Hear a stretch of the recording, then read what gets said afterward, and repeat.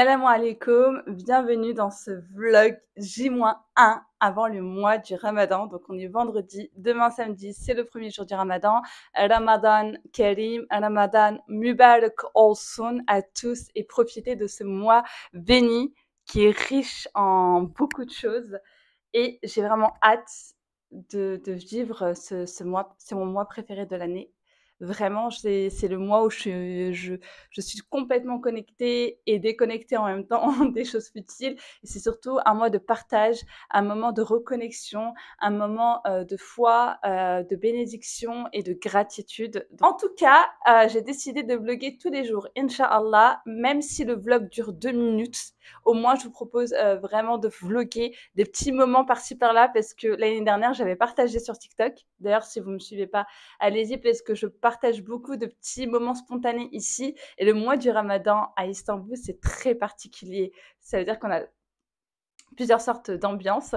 Et l'année dernière, j'ai vraiment trouvé un équilibre de mon mois du Ramadan idéal ici. Et j'ai décidé vraiment de vlogger pour moi, parce que c'est des petits souvenirs qui resteront, et pour vous partager un peu l'ambiance ici, pour que voilà, on se motive ensemble, mais sans pression. Le Ramadan, ce n'est pas un mois de Ramadan de course, c'est pas un mois de Ramadan de on se met la pression. Je vois beaucoup de monde qui ne profitent pas, qui ne vivent pas le mois du Ramadan comme il le devrait, et c'est dommage parce qu'un mois ça passe hyper vite. Chacun à son échelle, chacun fait son petit chemin. C'est individuel et vraiment c'est subjectif les goals, les objectifs, etc. J'ai assisté il y a la semaine dernière à un prêche d'un cheikh syrien. Il a tellement bien parlé de ce truc-là, de pression, de to-do list, de vraiment, certaines personnes sont même aigries, etc., alors que c'est un mois de paix, c'est un mois de relax, c'est un mois où il faut aussi revoir un peu ses habitudes alimentaires, etc. C'est important de se reconnecter et de vivre le mois du Ramadan. Ne passez pas à côté des bienfaits et de vraiment des vrais bienfaits du mois du Ramadan. En tout cas, voilà, petit programme de la journée. Je finis un peu mon ménage.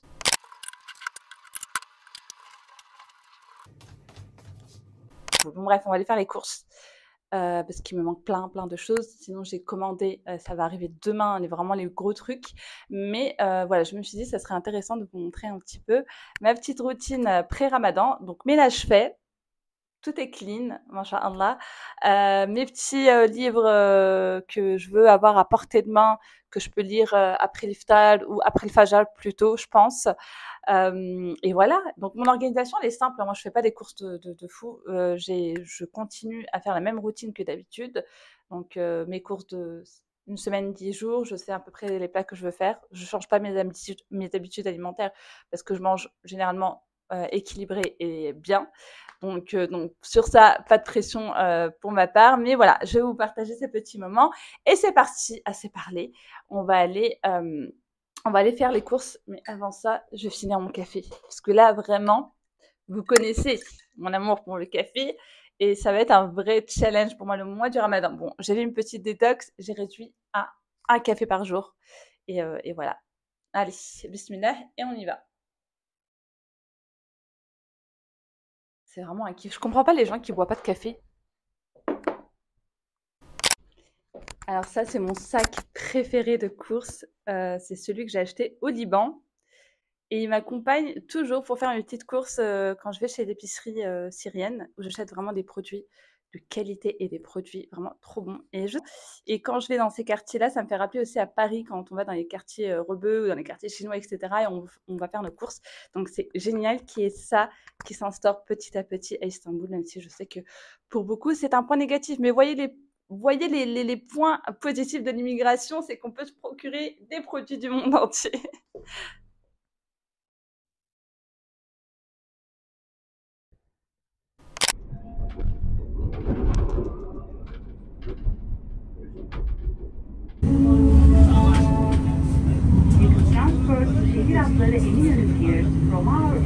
Arrivé à Minunu, on s'est vous et moi. Là, vous avez le Mesut Çarşı, donc le bazar égyptien. Et juste là, franchement, vous pensez que c'est touristique, mais c'est l'endroit où la plupart des Turcs viennent faire leurs emplettes de tout ce qui est coulimif, donc noix, amandes, etc. Regardez le monde Anna, tu as eu la bonne idée de venir un vendredi, la veille du mois du Ramadan. Et ils vendent aussi du fromage, de la charcuterie, et c'est vraiment le meilleur endroit. Et moi j'adore acheter ici, donc j'achète ici mes coulis, mes choux. Vous avez les dates de Tunisie, de Médine, de la Palestine également, c'est incroyable. Et là vous avez où acheter du fromage. Alors, attendez, je vais vous montrer. Donc là vous avez le fromage de toute la Turquie. Donc là vous avez du fromage de toute la Turquie.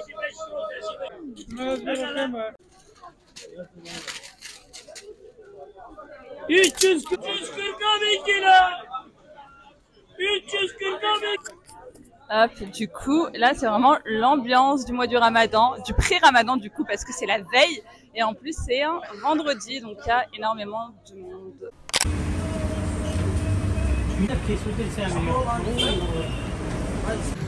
C'est vraiment trop bon. C'est ça de venir dans ces quartiers, c'est qu'on mange local.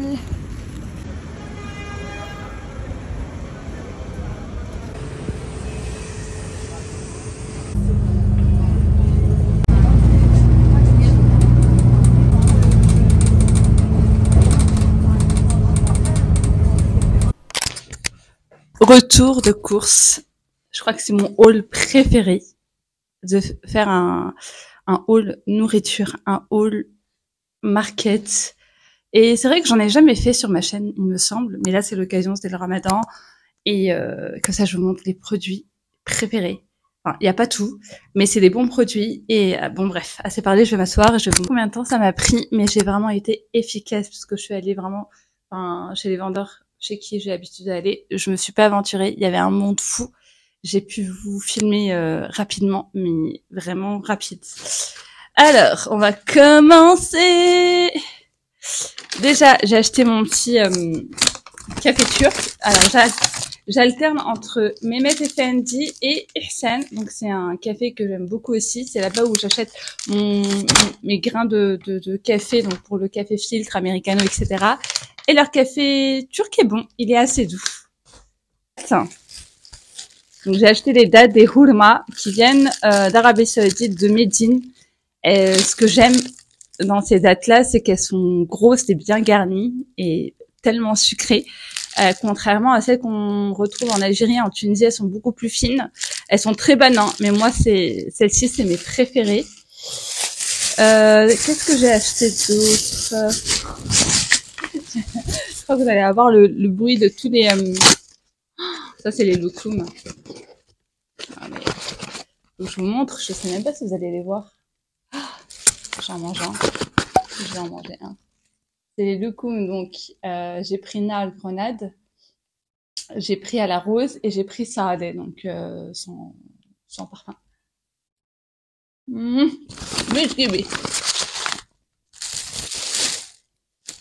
c'est dur à mâcher, hein. Chez le marchand de Koulimish, j'ai l'habitude d'acheter là-bas depuis que je suis installée ici, donc depuis 3 ans et demi. Et franchement, c'est super bon. Bon rapport qualité-prix. Alors, j'ai acheté des noix de cajou, des abricots secs. Donc, ceux-là, c'est les meilleurs. Vous savez, les foncés. Hop. Des noix. Donc, ça, je vais faire dans mes, vous savez, dans mes porridge ou dans mes boissons énergisantes pour le suhoor. Donc, c'est très, très bien. Ensuite, chez mon ami le fromager, vu que je voulais pas trop acheter parce que d'habitude, j'achète énormément de fromage parce que où j'achète, l'endroit où je vous ai montré, il y a tous les fromages de la Turquie, de toute la région, surtout de Kars, etc. Et ce fromage, c'est un de mes préférés. C'est un fromage l'équivalent du Gouda, mais tellement bon. Donc, c'est un fromage qui vient de Kars et j'ai vu les mamans se jeter dessus. Donc, moi, la technique, c'est de voir les mamans turques. Ce qu'elles achètent, acheter. Et j'ai acheté ces olives grillées. Alors, si vous ne connaissez pas, il faut absolument les goûter quand vous venez en Turquie. Ils sont servis généralement dans les kahvaltı, dans les serpme kahvaltı, dans les petits déjeuners turcs. Et c'est un délice. Il ne faut pas que je l'ouvre parce que si je l'ouvre, je vais le finir. Là, tout de suite, avant le ramadan. Alors, chez mes amis les Syriens, C'est une épicerie. Bon, il y en a plusieurs, mais franchement, tous les produits se vaut. Hein. Enfin, vous pouvez aller dans n'importe quelle épicerie syrienne à Fateh. Elles sont très bien, mais moi, je vais vraiment dans celle-ci parce que j'ai pris l'habitude. Et quand je suis satisfaite, je me prends pas la tête. Bref, ce que j'ai acheté, c'est ces petits pains. Nous, on appelle ça des petits pains, enfin des pains libanais en France. Ici, ils vont appeler ça pain arabe.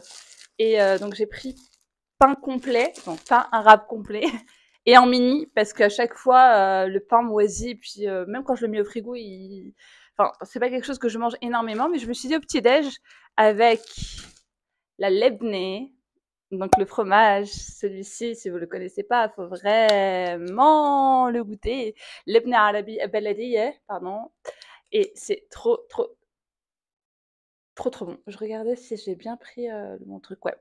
Et c'est pas industriel. Du coup, il n'y a pas d'arôme artificiel, etc. Donc, une tuerie. Ça, plus de l'huile d'olive, plus du za'atar, plus ce pain-là, un délice. Et en parlant d'huile d'olive, j'ai pris de l'huile d'olive de Syrie. Regardez la couleur.